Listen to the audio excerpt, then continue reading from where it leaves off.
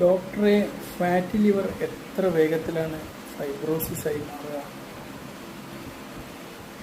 ആഴ്ച കൊണ്ടാണോ, മാസങ്ങൾ കൊണ്ടാണോ, വർഷങ്ങൾ കൊണ്ടാണോ?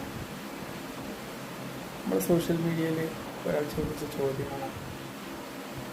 എനിക്ക് പറയാനുള്ള കാര്യം, ഈ ഫാറ്റി ലിവർ ഫൈബ്രോസിസ് ആകുകയെന്ന് പറഞ്ഞാൽ ഇതൊരു ഇൻസ്റ്റൻറ്റ് നൂഡിൽസ് ഉണ്ടാക്കാൻ പോകണമല്ല. ലിവർ നശിക്കുക എന്ന് പറഞ്ഞാൽ അത് സാവധാനത്തിൽ സംഭവിക്കുന്ന ഒരു കാര്യമാണ്.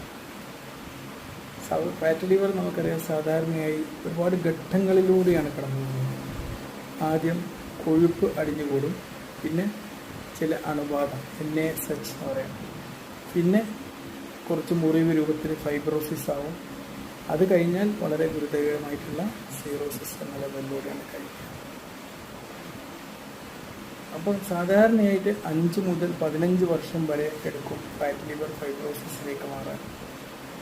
പിന്നെ ചില ആൾക്കാർക്ക് ഉയർന്ന റിസ്ക് ഉള്ളവരുണ്ട്. ഇപ്പോൾ ഡയബറ്റീസ് ഉള്ളവർ, പിന്നെ ഒരു എന്താ പറയുക, നല്ല തടിയുള്ളവർ, ആൽക്കഹോൾ അടിക്കുന്നവർ, പിന്നെ പാരമ്പര്യമായി അത്തരം ആൾക്കാർക്കൊക്കെ ചിലപ്പോൾ വേണമെങ്കിൽ 2-5 വർഷം എടുത്തിട്ട് മാറാമെന്നുള്ളതാണ്.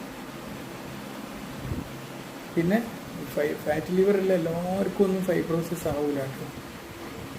പിന്നെ തുടക്കത്തിൽ നമ്മൾ ഫാറ്റി ലിവർ റിവേഴ്സ് ചെയ്ത് കഴിഞ്ഞാൽ തന്നെ, ജീവിതശൈലിയൊക്കെ കറക്റ്റ് ചെയ്താൽ തന്നെ ഫാറ്റി ലിവർ ആവാതെ നോക്കാൻ പറ്റും.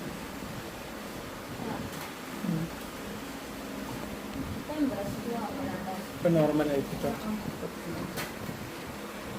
നമ്മുടെ ലിവറിൽ നിന്ന് പറഞ്ഞ ഒരു സ്പോഞ്ച് പോലെയാണ്. അത് നേരത്തെ ശ്രദ്ധിച്ചാൽ ഇതൊന്ന് മൃദുവായി നിൽക്കും, അല്ലെങ്കിൽ കുറച്ച് കല്ലായിട്ട് മാറും. അപ്പം അതാണ് എനിക്ക് പറയാനുള്ളത്. ഫൈബ്രോ സ്കാൻ പരിശോധിക്കുക.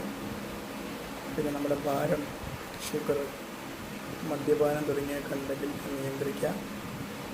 ലക്ഷണങ്ങൾ വരാൻ വേണ്ടിയിട്ട് ഒരിക്കലും കാത്തിരിക്കരുത്, ഇപ്പോൾ തന്നെ ആക്ഷൻ എടുക്കുക.